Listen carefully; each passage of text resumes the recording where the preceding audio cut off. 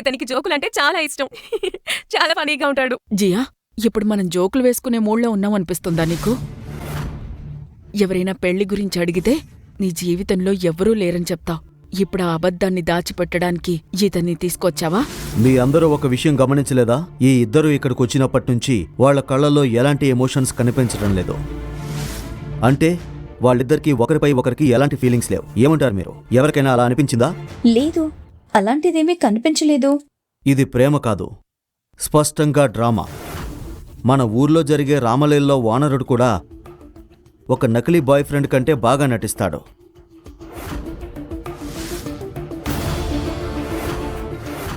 జియా, ఈ గొడవలని ఆపేద్దాం. నేను నిన్ను చూసుకోవాలనుకుంటున్నాను, నీతో జీవించాలనుకుంటున్నాను. నేను నీకోసమే ఇక్కడున్నాను. నీకు ఏ సమస్య ఉన్నా నాకు చెప్పు. వీణ్ణి నిన్ను ఇబ్బంది పెడుతున్నాడా? నువ్వు ఎంత ముద్దుగా, అందంగా, సున్నితంగా ఉన్నావో తెలుసా? ఇతను ఖచ్చితంగా నీ నుంచి ఏదో కావాలి. I know that. నీ అందమైన కళ్ళను, నీ అందమైన పెదవుల్ని చూసి ఐ థింక్ వాడికి నీ డబ్బు కావాలి.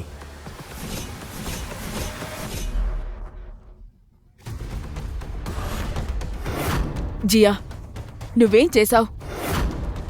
సారీ జై. కనీసం ఈ స్ప్రే అయినా నీ ఆలోచనల కంపును పోగొడుతుంది. నువ్వు చెప్పే ఈ నోలో నాకేమో ఎస్ అని వినిపిస్తుంది. ఈ ప్రపంచంలో రిజెక్ట్ అయిన వాళ్ళు, కన్ఫ్యూజ్ అయిన వాళ్ళు, బలహీనంగా ఉన్న వాళ్ళు అందరూ ఒకే పాత టేప్ మళ్ళీ మళ్ళీ ప్లే చేస్తుంటారు. లేదు అంటే అవును అని. అన్నా, ఇది అమ్మాయి, ఇంటర్నెట్ లింక్ కాదు. ఆమె నో అంటే రిఫ్రెష్ కొట్టడం ఆపు. ఏమన్నావు? నన్ను చేతకాని వాడినన్నావా? నిన్ను నువ్వు మగాడిని అనుకుంటున్నావా? సరే, అయితే ఒక మగాడిలా మాట్లాడుకుందాం. మరొకసారి జియాను తాకడానికి ప్రయత్నిస్తే ఆ చేతులను నీ కాళ్ళ మధ్య ఉంచి బయటకు లాగి నీ స్టైల్ అంతా బాటిలో నింపేస్తాను. ఆమె నీ ఆస్తి కాదు. ఇంకొక్కసారి ఆమెపై చేయి వేయాలని కూడా ఆలోచించుకో. పేదరికంలో, దరిద్రంలో, మురికి వీధుల్లో పెరిగిన ఓ పిచ్చగాడైన తినకి కూడా నన్ను గౌరవించడం తెలుసు. కానీ ఈ జయరాజ్, మేమిద్దరం కలిసి పెరిగాము, కానీ వీడికి నా మీద రెస్పెక్ట్ అట్టుంచితే కనీసం కన్సర్న్ కూడా లేదు. నేను మీకు అబద్ధం చెప్పానంటే నిజానికి నా అసలు పేరు ఇషానవా.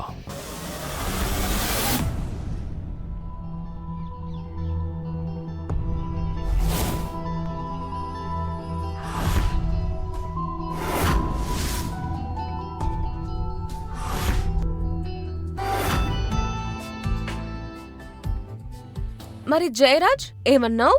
మేము క్లోజ్గా లేమని, ఫీలింగ్స్ లేవని. ఇంత క్లోజ్గా ఉంటే సరిపోతుందా, లేకపోతే ఇంటికొచ్చి చూస్తావా? చాలు జియా, ఇవాళ నా పుట్టినరోజు. నీతో తర్వాత మాట్లాడతాను. ఇలాంటి సిగ్గులేని పనులు ఈ చిన్న ఊరిలో పనికిరావు. అమ్మా, నువ్వు నన్ను ఇన్ని క్వశ్చన్స్ అండ్ ఆన్సర్స్ అడుగుతున్నావు. జయరాజ్ చేసిన పనులు మీకు కనిపించలేదా? వీడన్ని హద్దులు దాటేశాడు. అందుకే నా ప్రేమ నిజమని నిరూపించాల్సి వచ్చింది, వేరే ఆప్షన్ లేక. ప్రేమతో ఇల్లు నడవదు, కేవలం ప్రేమతో జీవితం సాగదు. బతకడానికి డబ్బు కావాలి, డబ్బు. జయరాజ్ దగ్గర 7 లగ్జరీ బంగ్లాలున్నాయి. రాయ్బెరీలో 1200 ఎకరాల భూమి ఉంది. 4 బొగ్గు ఫ్యాక్టరీలున్నాయి. మర్చిపోవద్దు, ఈ మేడ, ఈ గాలి, ఈ నేల ఇవన్నీ వాళ్ల వల్లే. నా బుద్ధిలేని కూతురు జీవితాంతం కష్టపడుతూ బతకాలి అని నేననుకోవట్లేదు. నిజం చెప్పు, నువ్వెవరు? నేను మీకు అబద్ధం చెప్పానంటే నా అసలు పేరు ఇషాన్ అవస్థి కాదు, ఇషాన్ అస్రానీ. లోస్లా కార్స్ యజమాని, అస్రానీ ఇండస్ట్రీస్ ఓనర్ నేనే.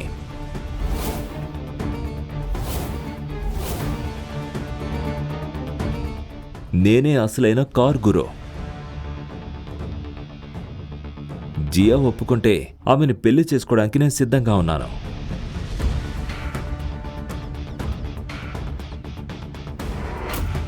అస్రానీ గ్రూప్ ఆఫ్ ఇండస్ట్రీస్ ఓనర్ని ఇప్పటివరకు ఎవరు చూసింది లేదని తెలిసి నువ్వే అతనని నటిస్తున్నావా? అరే ఆపరా, ఇంకా ఎన్ని అబద్ధాలు చెప్తావు? యాక్చువల్గా వీడికి డ్రైవింగ్ చేయడం కూడా వచ్చుండదు.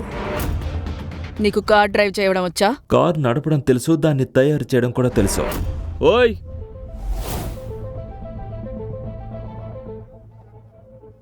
రోడ్డు మధ్యలో కారు పెట్టింది ఏ ఎదవా? ఈ రోడ్డు ఏమన్నా వాళ్ళు 5 అనుకుంటున్నాడా? ఎవరు వాళ్ళు?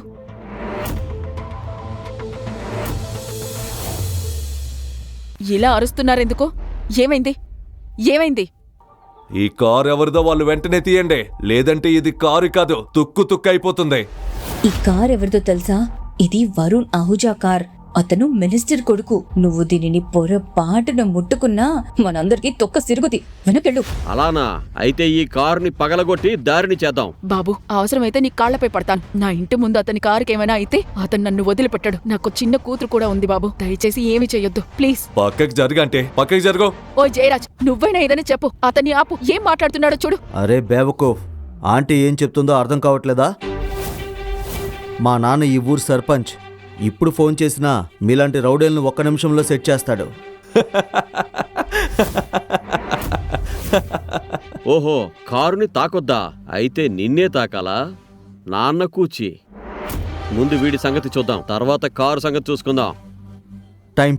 Time please. ఆ కార్ని ఏం చేయాలనుకుంటే అది చేయండి, కానీ నన్ను మాత్రం వదిలేయండి. ఏమిటి? అరే, ఇప్పుడేమైంది మన నాన్న కూచికి? హే, మీ సర్పంచ్ నాన్నని పిలవవా? రా అన్న, కారుని పగలగొడదాం రా. అయ్యయ్యో, అయ్యో, ఏం చేస్తున్నారు మీరు? ఆపండి.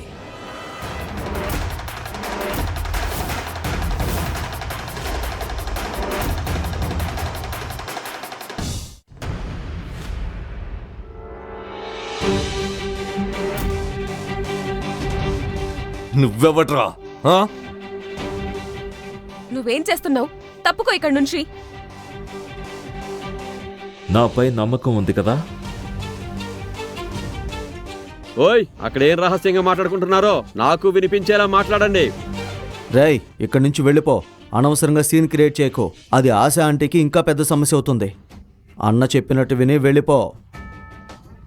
మీకు 2 నిమిషాల టైం. ఆ తర్వాత ఈ కారుని తుక్కు తుక్కు చేస్తాం. అర్థమైందా?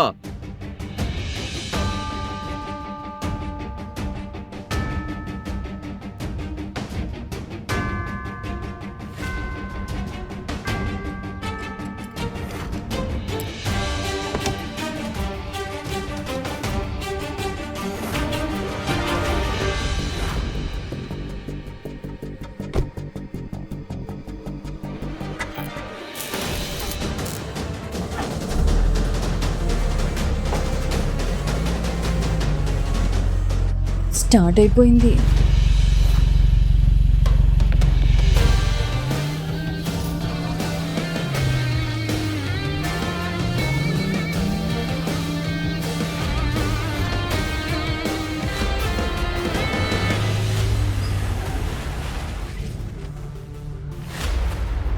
అయిపోయింది.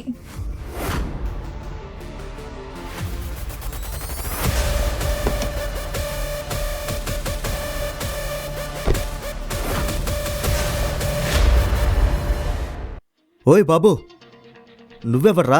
ఎక్కడి నుంచి వచ్చావు? నీ కాళ్ళు నేల మీద ఉన్నాయా లేక గాల్లో నడుస్తున్నాయా? అరే అరే ఆపండి బాస్, మీరంతా తొందరలో ఉన్నారుగా, అందుకే కారు స్టార్ట్ చేసి పక్కకు పెట్టేశా. అయ్యో గురు, నువ్వు మ్యాజిక్ చేసేసా. మాకు నేర్పించు గురు, ఆ కారు ఎలా స్టార్ట్ చేసావు? అవునరా అన్నయ్య, మాకు ఆ టెక్నిక్ చెప్పు. చూడండి, మీకు తొందర ఉంది. నేను మా అత్తగారి బర్త్డేకి వెళ్ళాలి. ఇంకోసారి ఖచ్చితంగా నేర్పిస్తా. ఇక మీదటి ఈ ఊరికి వస్తూనే ఉంటా, ఎందుకంటే నేను ఈ ఊరి అల్లుణ్ణి కదా. సరే అన్నా, మళ్ళీ కలుద్దాం.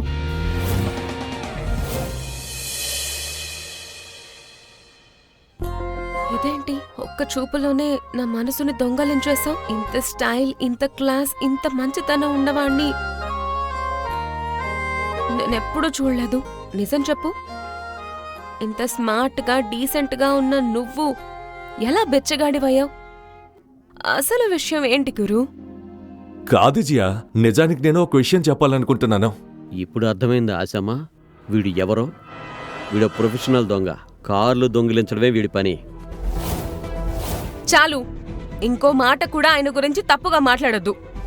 ఆయనకు థ్యాంక్స్ చెప్పాల్సింది పోయి నిందలు వేస్తున్నావు. ముందు ఆయనకు సారీ చెప్పు. జియా, జయరాజ్ చెప్పింది నిజమే. ఇలాంటి స్కిల్స్ కార్ దొంగలకే ఉంటాయి. ఇంకా ఒక విషయం గుర్తుపెట్టుకో, హీరోతో తిరిగే అమ్మాయిని హీరోయిన్ అంటారు, బిచ్చగాడితో తిరిగే అమ్మాయిని బిచ్చగత్తె అంటారు, దొంగతో తిరిగే అమ్మాయిని దొంగదాన్ని అంటారు. నువ్వు ఈ దొంగతో ఉంటే నిన్ను దొంగగానే చూస్తారు. నీ గౌరవం కూడా బజార్లో చిల్లర్లా అమ్ముడైపోతుంది. చాలు జయరాజ్, జియా గురించి ఇంకొక్క మాట మాట్లాడితే నీ నాలుక మాత్రమే కాదు, నీ అహంకారాన్ని నేలకేసి కొడతాను. అందరి ముందు నీ గర్వం మట్టిలో కలిపేస్తా. ఏమైంది? నిజం గుచ్చుకుందా? జియా నాది, నాదే, ఎప్పటికీ నాదే.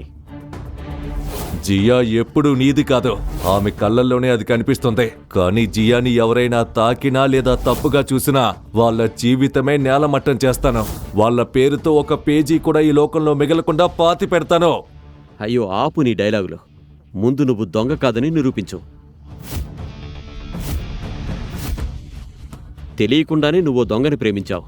ఇప్పుడు అందరికీ చెప్పడానికి సిగ్గుపడుతున్నావు. అయ్యో దేవుడా, ఈ జయరాజ్ పూర్తిగా ఓ వెధవ. ఇలానే కొనసాగితే నిజం మొత్తం బయటపడిపోతుంది. నిన్ను చూస్తే జాలేస్తుంది. నీ మనసు చాలా పేదది. బయటకు చూపించేదాన్ని బట్టి ఎవరు ధనవంతులు ఎవరు పేదవాళ్ళు నిర్ణయిస్తారా? ప్రతి పేదోడు తన మనసుకి ధనవంతుణ్ణే అంటాడు. ఏంటి జియా, నీ ఆస్తి గొప్పలు చూపించాలనుకుంటున్నావా? మీ తాకట్టు పెట్టిన బంగ్లా కూడా చేతిలోంచి పోయాక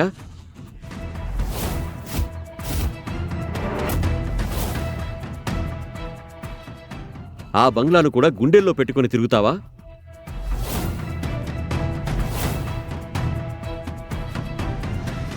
అమ్మా, ఇతనేం మాట్లాడుతున్నాడు? నేను నిజమే చెప్తున్నా. ఆశ ఆంటీ మీ ఇంటిని మా నాన్న దగ్గర తాకట్టు పెట్టింది. దానికి బదులుగా నిన్ను నాకిచ్చి పెళ్లి చేస్తానని మాటిచ్చింది.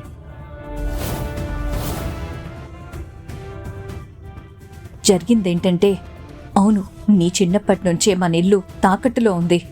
మీ నాన్న హాస్పిటల్ ఖర్చులకు మన దగ్గర డబ్బులు లేవు. అందుకే జయరాజ్ నాన్నకి నీ పెళ్లి అతనితో చేస్తానని మాటిచ్చాను. మమ్మీ, ఎందుకు ఇలా చేసావు? కనీసం నాకొక్క మాట అయినా చెప్పొచ్చు కదా. ఆంటీ, మీరు టెన్షన్ పడొద్దు. వాళ్ళ నాన్నకి ఇవ్వాల్సిన మొత్తం డబ్బు వడ్డీతో సహా నేనే తిరిగి ఇచ్చేస్తాను. వద్దు బాబు, నాకు నీ దొంగ డబ్బు అవసరం లేదు. చాలు మమ్మీ. ఇషాన్, విను. Thank you. ఇప్పటికే మా కోసం చాలా చేసావు. కానీ ఇది మా ఫ్యామిలీ విషయం. దీని గురించి నువ్వు టెన్షన్ పడద్దు, ఓకేనా? ఇంకా భయపడకు. నీ డబ్బు నేను తిరిగిచ్చేస్తాను.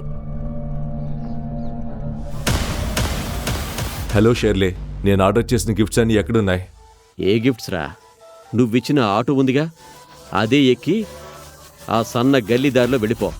ఇంకో విషయం, ఫ్యాక్టరీలో ఉన్న అన్ని కలర్స్ కార్స్ ఇక్కడికి పంపించాం. ఓకే?